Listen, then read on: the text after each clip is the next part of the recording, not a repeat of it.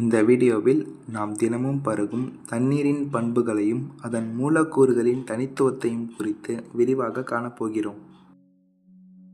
தண்ணீரை மட்டும் ஏன் நாம் தினமும் சரியான அளவு பருகிட வேண்டும்? ஏனென்றால் தண்ணீர் தான் நமது உயிரணு முதல் உடல் உறுப்புகள் அனைத்தும் இயல்பாக செயல்பட அத்தியாவசிய ஆதாரமாக உள்ளது. மட்டுமில்லாமல் நமது உடலில் 60 முதல் 70% நீரினால் ஆனது. தண்ணீரை நாம் தினமும் 2 முதல் 3 லிட்டர் குடிப்பதன் மூலம் நமது உடலின் வெப்பநிலை, கழிவு வெளியேற்றம் மற்றும் உணவு செரிமானம் போன்ற முக்கிய செயல்பாடுகள் முறையாக நடக்கின்றன.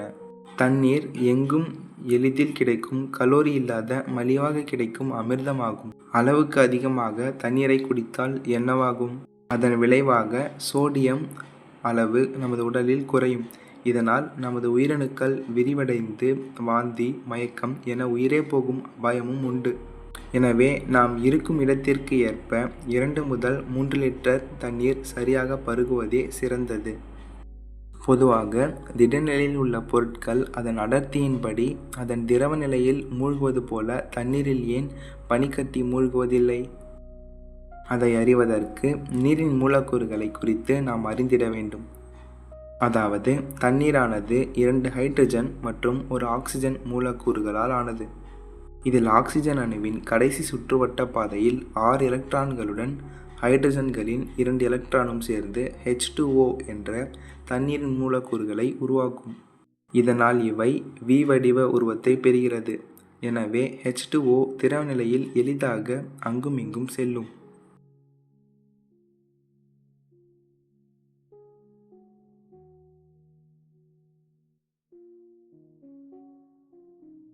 ஆனால் திடநிலையிலோ ஒன்றுக்கொன்று இணைந்து அறுகோணம் வடிவத்தை பெற்று அணு அளவில் மையப்பகுதிகளில் காலியாக இருக்கும்.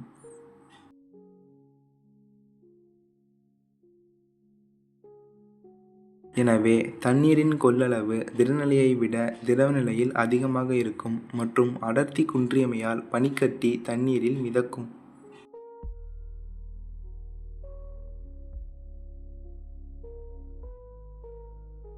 ஏன் பனிப்பிரதேசம் போன்ற அண்டார்டிகாவில் மொத்த நீரும் பனிக்கட்டியாகி நீர்வாழ் உயிர்கள் பாதிப்படைவதில்லை?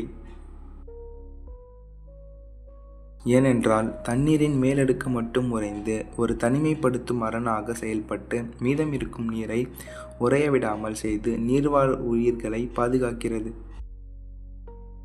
தண்ணீரைப் போல வேறு எந்தெந்த மூலக்கூறுகளின் திடநிலை திரவ நிலையில் மிதக்கும்? கேலியம், சிலிக்கான், ஜெர்மானியம் மற்றும் பிஸ்மத் போன்றவையும் தண்ணீரை போன்ற பண்பை பெற்றுள்ளன.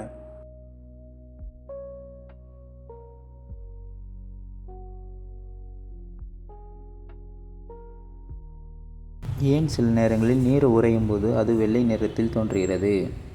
ஐஸ் கட்டிகள் வெள்ளை நிறமாக மாறுவதற்கு முக்கிய காரணம் அவை உறையும் போது உள்ளே சிக்கிக்கொள்ளும் காற்று மற்றும் நீரிலுள்ள கனிமங்களாகும். இவை வெளியேற முடியாமல் சிக்கி ஒளியை சிதறடிப்பதால் வெண்மையான நிறத்தில் தோன்றுகிறது. ஏன் நீர் மற்றும் உலகளாவிய கரைப்பான் என்று அழைக்கப்படுகிறது? இதற்கு காரணம் நீரின் மூலக்கூறின் துருவ அமைப்பாகும். ஏனென்றால் H2Oவில் ஹைட்ரஜன் நேர்மறை பண்பும் ஆக்சிஜன் எதிர்மறை பண்பும் பெற்றுள்ளது. அதனால் பெரும்பாலான அணுக்களை இவை ஈர்த்து வினைபுரிகிறது. மரங்களில் நீர் எவ்வாறு வேரிலிருந்து இலைகள் வரை கடத்தப்படுகிறது?